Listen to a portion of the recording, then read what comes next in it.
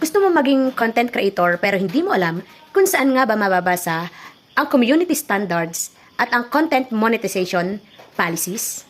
Okay, ngayon ay ituturo ko sa inyo kung saan nga ba ninyo ito mababasa. Let's go! Open nyo lamang po ang inyong Facebook. Doon sa itaas may makikita kayong picture ninyo sa bandang kanan, yung pinakamaliit. Pindutin po ninyo yon. And then dito kayo dadalhin. So pindutin ninyo yung creator support. Pagkatapos, ganito na po ang lalabas. So pindutin po ninyo yung monetization. Ayan, monetization. And then, ganito na po yung lalabas. So i-scroll up nyo po. And then makikita po ninyo policy guidelines. So ito po, pindutin po ninyo policy guidelines.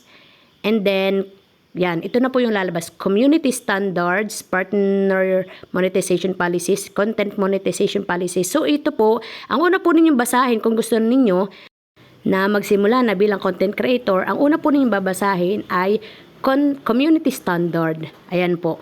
So, ganyan po ang makikita po ninyo. Basahin po ninyo lahat para maunawaan po ninyo mabuti. Ayan. Yan po yung makikita po ninyo. So, maganda po na basahin po muna ninyo ito para maiwasan po ninyo ang mga violation and restriction. Ayan, may authenticity, safety, privacy, dignity, community standards. So, diyan po lahat makikita.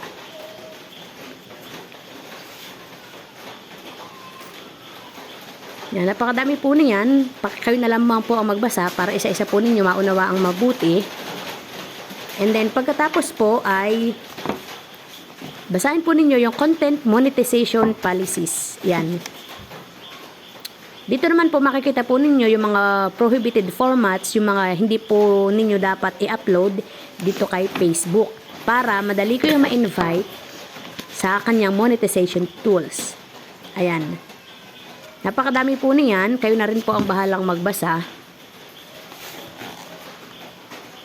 And meron po yung static videos, static image pools, slideshow of image, looping. So, yun lamang sa ngayon mga boss. Sana ay meron kayo natutunan sa ating tutorial. Bye!